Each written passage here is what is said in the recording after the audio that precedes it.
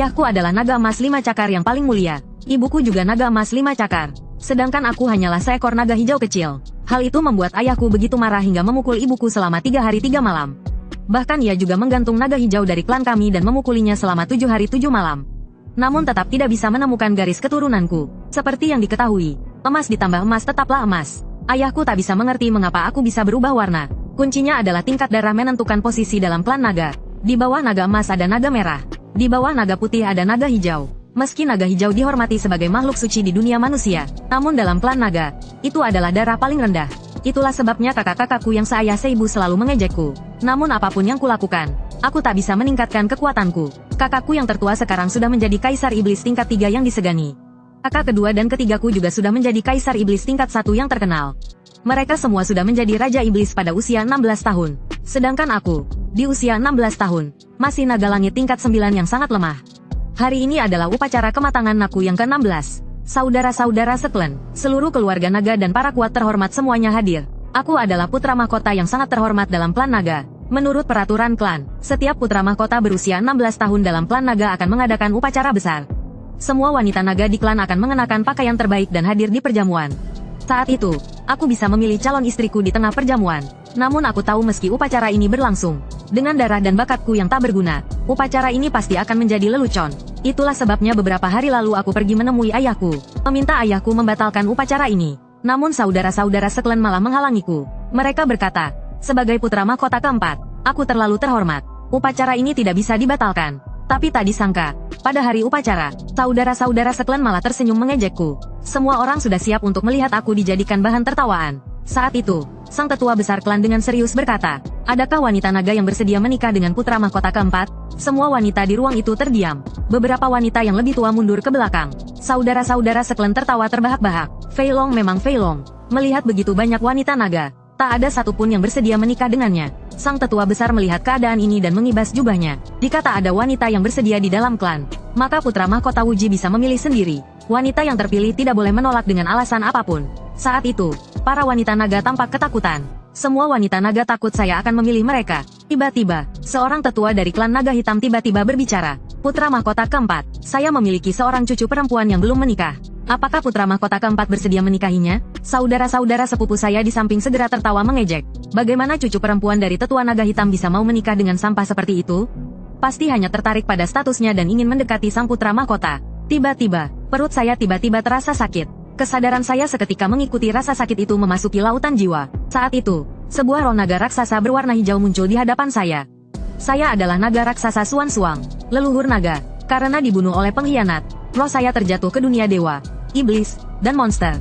Kebetulan, kamu lahir dan jatuh ke dalam tubuhmu.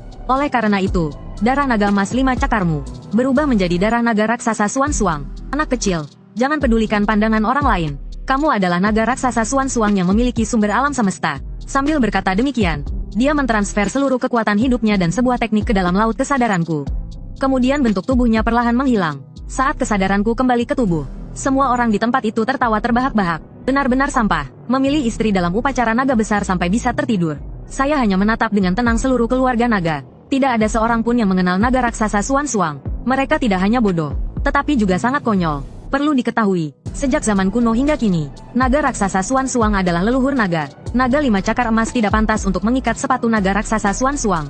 Dan aku adalah satu dari 2 naga raksasa Suan Suang yang ada di dunia ini. Saat itu, naga raja tiba-tiba berkata, "Ao Wuji, apakah kamu bersedia menikahi cucu perempuan dari Elder Naga Hitam?" Saya pun menatapnya dengan wajah dingin. Elder Naga Hitam hanya ingin menikahkan cucunya denganku untuk kepentingan politik. Dan cucunya pun mungkin tidak bersedia, jika identitasku terungkap di masa depan. Bukankah ini akan menguntungkan seluruh keluarga ini? Memikirkan hal ini, aku sudah punya keputusan. Ayahanda tidak akan menyetujui. Kata-kata ini membuat semua orang di tempat itu terkejut. Seorang pemuda bahkan membuka mulut dan mulai menghujat. "Ao Wuji, kakekku rela menikahkan kakakku denganmu. Seorang sampah tanpa bakat dalam latihan. Apa hakmu untuk menolak?" Sang putra mahkota yang lebih tua juga mengerutkan alis dan berkata, "Wuji, sekarang saatnya untuk mengenali dirimu sendiri." Sang putra mahkota ketiga pun berkata dengan suara marah, "Jangan mempermalukan keluarga kerajaan." Ku mengangkat kepala dan memandang ke arah Raja Naga dan Ratu Naga. Melihat mereka terdiam, hatiku tak bisa menahan tawa sinis. Saat itu, kakak keduaku tiba-tiba berbicara untukku. "Adik keempatku memang seorang bangsawan yang terhormat. Jika dia tidak mau, apakah kalian berhak menekan atau memanfaatkan dia?" Aku menyarankan kalian untuk mengenali posisi kalian. Mendengar kata-kata ini, Raja Naga menunjukkan ekspresi tidak senang. Ia hendak berbicara untuk menegur. Namun, tiba-tiba terdengar suara gaduh dari luar istana. Di luar istana, sekelompok orang berkumpul dengan sangat banyak. Dua penjaga sedang mencegah mereka masuk. Hari ini adalah upacara pemilihan istri untuk putra mahkota keempat naga. Tanpa perintah dari Raja Naga, tidak ada yang boleh masuk. Mendengar ini, orang-orang mulai berdebat. Biasanya, bahkan ayam bertelur. Raja Naga akan merayakannya dengan besar-besaran.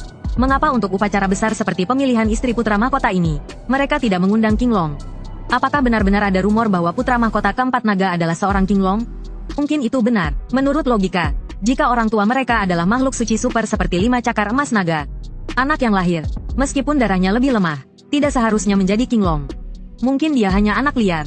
Kalian berani sekali. Jika tidak ingin kepala kalian, aku bisa potong. Suara ini berasal dari Raja Burung Terbang, Wu Shen Huang. Aslinya adalah makhluk ilahi mutasi, Da Huang Jinwu. Di sampingnya ada Ratu Rubah Ekor 9. Ada Kaisar King dari suku King Luan, dan juga Raja Naga dari suku sapi warna-warni. Mereka berempat bersama Raja Naga disebut sebagai 3 raja dan 2 kaisar di dunia setan. Di belakang mereka ada para murid dari masing-masing suku mereka. Setelah orang-orang masuk ke istana, kakak tertua melihat situasi dan membiarkan aku melanjutkan untuk memilih istriku sendiri. Namun aku sudah melihat dengan jelas wajah-wajah mereka. Sejak kecil, orang tuaku tidak pernah memperhatikanku dengan serius. Satu-satunya yang peduli padaku adalah kakak keduaku. Setelah sinar mataku menyapu orang-orang di sekitarku, aku melihat seorang iblis kecil. Dia sedang menatapku dengan bingung. Tatapannya yang lembut menyimpan perasaan hatinya. Melihat aku menatapnya, wajahnya yang cerah tiba-tiba memerah malu. Dia memalingkan kepalanya dengan malu. Namun sesekali dia menoleh ke arahku. Melihat ekspresinya yang malu, saya berpikir dengan sungguh-sungguh, orang-orang dari klan naga, kecuali kakak kedua, sudah tidak layak untuk dipertahankan. Ini juga merupakan sebuah kesempatan untuk memutuskan hubungan dengan klan naga. Saat itu saya berjalan mendekati gadis dari klan rubah. Saya memperkenalkan diri. Saya adalah sang putra kecil dari klan naga yang tidak dihargai, Ouji. Nona, apakah Anda bersedia hidup bersamaku selamanya? Belum sempat sang putri rubah dengan 9 ekor berbicara. Tiba-tiba, Raja Naga sangat marah.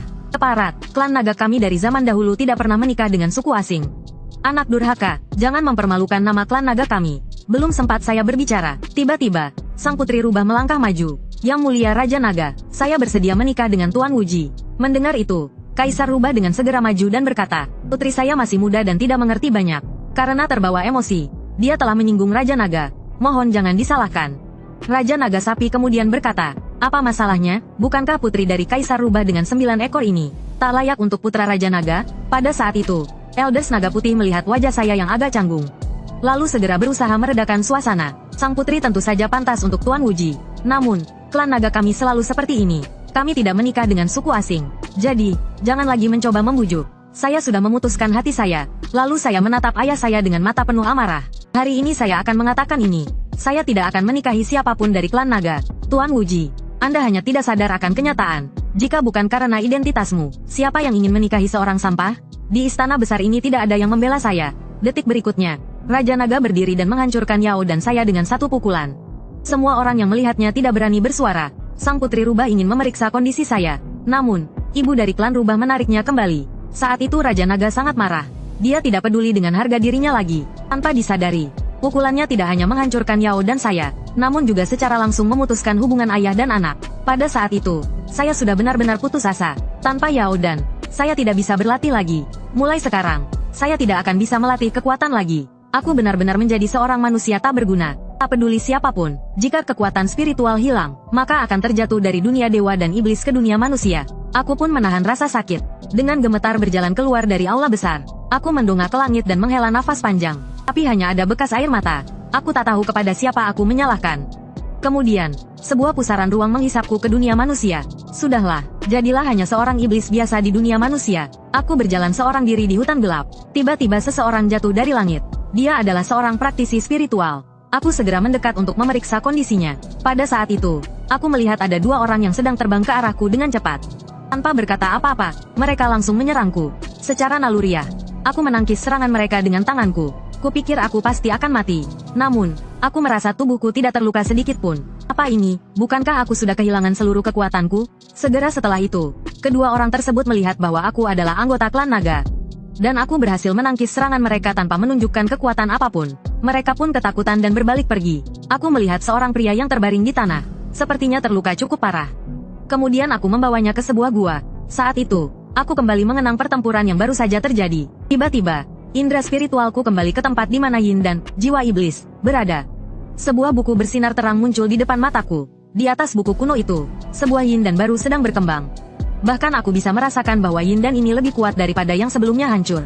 Aku mendekat dan melihat judul buku itu, Taigu Shenlong Jue, Mantra Naga Dewa Purba. Karena penasaran, aku membuka halaman pertama. Tiba-tiba, sebuah bayangan muncul di atas kepalaku. Zulong membunuh di 4 penjuru, menghancurkan musuh. Di utara, di bawah sungai es, naga dilahirkan. Melalui ujian ilahi, naga es bersayap. Namanya Xuan Suang, memiliki asal-usul, bisa mendirikan segala alam semesta. Jiwaku akan hancur, namun akan terlahir kembali. Setelah itu, bayangan tersebut berubah menjadi asap hijau dan terbang ke dalam Yindan. Ketika aku sadar kembali, aku melihat energi spiritual dari sekeliling 100 mil dengan cepat masuk ke tubuhku. Sekejap tubuhku bersinar terang. Beberapa saat kemudian, dengan teriakan yang keras, aku langsung melampaui tahap ujian ilahi. Aku merasa seperti sedang bermimpi. Tak percaya, di satu sisi, Yin dan hancur dan jatuh ke dunia fana. Kaki belakang saya segera menembus ke tahap duhai. Ini berarti saya akan segera terbang ke dunia atas. Saat ini saya di dunia bawah hampir bisa berjalan dengan bebas. Tiba-tiba suara batuk menarik perhatian saya. Itu adalah pria yang terluka yang terbangun. Pria itu memberitahu saya bahwa dia adalah ketua sekte Tianjian dari sekte kultivasi terbesar di Kekaisaran Nanyun. Setelah mengetahui identitas pria itu, saya merasa bingung. Pria itu juga melihat kebingungan saya. Apakah kamu ingin bertanya, bagaimana mungkin seorang ketua sekte dengan kekuatan tahap Dajin dikejar oleh 2 orang dari ras Mingxu yang berada di tahap Guixu? Karena di bagian timur Kekaisaran Nanyun ditemukan sebuah kediaman abadi. Kediaman abadi ini terletak di pusat benua Tianyun. Kemungkinan besar itu adalah warisan dari seorang kaisar abadi sebelumnya. Oleh karena itu, berbagai ras terus berselisih untuk merebut kediaman abadi ini. Saya terluka oleh seorang ahli tahap duhai dari ras Mingxu, hingga dikejar sampai ke sini. Setelah itu, pria itu memandang saya dari atas ke bawah. Sekte Tianjian kami selalu berteman baik dengan ras naga. Mengapa saya tidak pernah mendengar tentang seorang sesepuh naga yang memiliki kekuatan sebesar ini di tahap duhai? Untuk menjaga kerahasiaan identitas, saya hanya bisa mengatakan bahwa saya telah lama bertapa, dan tidak berhubungan dengan dunia luar. Setelah beberapa basa-basi, kami berpisah di sana. Tidak lama setelah itu, saya sudah memahami semua informasi tentang dunia bawah. Di sini, sekte-sekte memiliki energi spiritual yang tak terhitung jumlahnya. Selain kultivasi dalam sihir, pengembangan abadi, dan kultivasi iblis, ada juga mereka yang mengkultivasikan dunia gaib dan Buddha. Hal ini benar-benar tidak pernah terdengar di dunia atas. Meskipun berbagai ras memiliki teknik dan tingkat kultivasi yang sangat berbeda, pada akhirnya semuanya berakhir di tahap Dajin. Kemudian, mereka melakukan duhai. Setelah itu, mereka terbang ke dunia atas. Saat ini, saya sudah mencapai puncak kultivasi duhai. Tetapi saya tidak merasakan adanya tanda-tanda petaka langit. Untuk menghindari kegaduhan di dunia bawah, saya memutuskan untuk mencari tempat yang tersembunyi untuk bertapa. Kemudian, saya pun tiba di wilayah paling utara benua ini, sebuah tanah bersalju. Entah kenapa, semakin dingin, saya merasakan energi spiritual dalam tubuh saya semakin mengalir. Sebelumnya, orang misterius mengatakan bahwa tubuh asli saya adalah naga Xuan Suang. Lalu, saya segera mengubah diri menjadi bentuk asli saya. Sekejap kemudian, seekor naga es yang jernih dan transparan muncul di atas gletser. Kemudian, saya kembali ke bentuk semula dan mulai bertapa, mempelajari teknik naga kuno. Tanpa sadar, saya telah bertapa di sini selama 1.000.000 tahun. Tingkat kultivasi saya telah mencapai level 9 iblis kaisar. Selama 1.000.000 tahun itu, saya akhirnya memahami kata-kata yang ditinggalkan oleh orang misterius. Eos melahirkan naga agung dari 10.000 naga. Naga leluhur sangat pembunuh, membantai satu ras, karena dosa pembunuhan yang terlalu dalam. Keberuntungan abis dan ia dipenjara di Gunung Kunlun. Kemudian, pada zaman es besar, lahirlah naga es. Setelah naga es melewati ujian langit, ia harus melewati ujian dewa. Barulah ia bisa berubah menjadi sayap dan menjadi naga yang dipilih. Namanya Xuan Suang. Oleh karena itu, saya sekarang hanya memiliki tubuh naga es. Setelah melewati ujian dewa dan berubah menjadi sayap, barulah saya benar-benar menjadi naga agung Xuan Suang.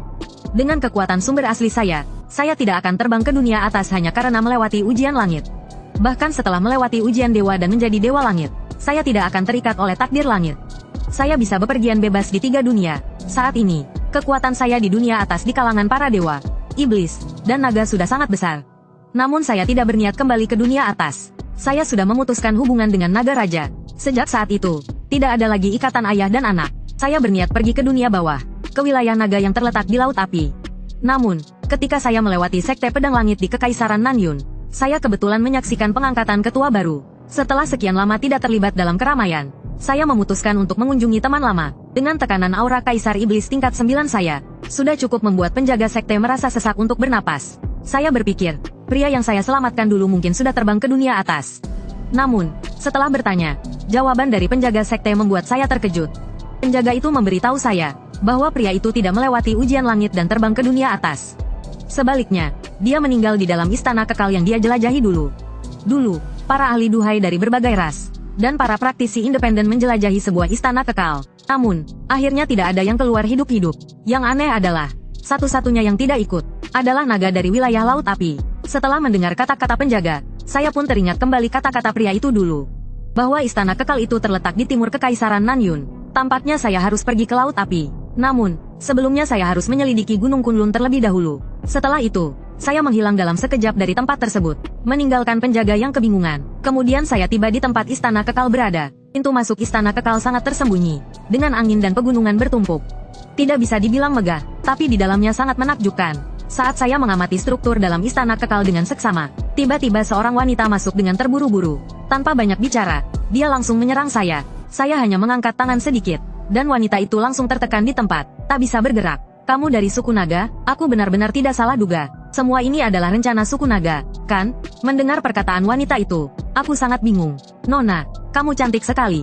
Kenapa malah menyerang seperti ini? Tadi kamu bilang ini adalah rencana suku naga, bagaimana ceritanya? Wanita itu tampak sangat marah seolah-olah ada dendam pribadi. Suku naga telah membuat keributan di dunia atas, tidak memberi kedamaian pada suku lainnya. Sekarang, kalian bahkan mengirimkan seorang Raja Iblis level 9 ke dunia bawah. Memang benar ini adalah langkah besar. Begitu kata wanita itu, begitu ia selesai bicara, aku menghentikan sihirku dan melepaskannya. Tadi kamu bilang apa? Apa yang terjadi dengan suku naga di dunia atas? Ceritakan padaku. Wanita itu tampak kebingungan. Bukankah kamu yang dikirim dari dunia atas? Setelah Raja Naga baru naik tahta, suku naga terus menekan suku iblis lainnya. Mereka bahkan langsung berperang dengan umat manusia. Sudah jutaan tahun. Selain kalian, hanya suku naga yang terbang ke dunia atas. Tidak ada yang lain. Mendengar ini, aku sangat terkejut. Apa katamu, Raja Naga baru naik tahta? Apakah itu kakakku? Apakah ayah kami sudah terbang ke dunia dewa? Wanita itu terkejut dan berkata, apa, Raja Naga sebelumnya adalah ayahmu? Siapa kamu sebenarnya? Aku adalah Ouji. Wanita itu menatapku dari atas ke bawah. Kamu tahu tentang Uji? Cepat katakan, apa yang kamu lakukan padanya? Begitu mendengar nama itu, wanita itu seperti meledak karena marah. Namun dia tidak bisa mempercayai bahwa aku adalah Ouji. Saat itu, aku tersenyum tipis. Jutaan tahun, sudah lama tidak ada yang memanggilku seperti itu. Aku tidak sia-sia jatuh ke dunia fana. Setelah mendengar itu, wanita itu langsung memelukku. Air mata mengalir deras dari sudut matanya. Benarkah ini kamu? Tapi bukankah jiwa iblismu sudah rusak? Waktu tidak bisa melupakan segalanya, termasuk perasaan yang pernah aku rasakan padanya. Kemudian aku perlahan membuka mulut dan berkata, kamu adalah rubah kecil. Wanita itu sedikit mengangguk. Setelah berbincang, aku mengetahui bahwa saat ini dunia dewa, iblis, dan monster sedang kacau. Suku naga sedang berperang dengan 9 kaisar dewa manusia. Raja Naga sekarat, Pangeran Au Shuang naik tahta. Kepala tertua menjadi wali. Pangeran Au Tian hilang. Yang tidak berubah adalah kakakku Ou Wuxin. Dia masih menghabiskan waktu mendengarkan musik, menikmati bunga, dan bermain dengan ikan. Saat kami sedang berbincang, tiba-tiba sebuah formasi sihir aktif. Sebuah formasi yang cukup kuat untuk membunuh Raja Iblis Jinxian, dan Raja Monster muncul di hadapanku. Formasi sebesar ini jelas bukan sesuatu yang bisa disiapkan oleh immortal atau monster biasa. Apalagi seseorang yang dalam tahap transendensi. Jelas ini adalah karya orang dari dunia atas. Saat itu, rubah kecil itu menunjuk pada tanda di formasi dan berkata, ini adalah formasi pembunuh 5 elemen yang hanya bisa disiapkan oleh seorang kaisar dewa. Namun saat aku melihat tanda itu, aku langsung terdiam kaget. Ternyata di sana terukir tanda darah khas suku naga.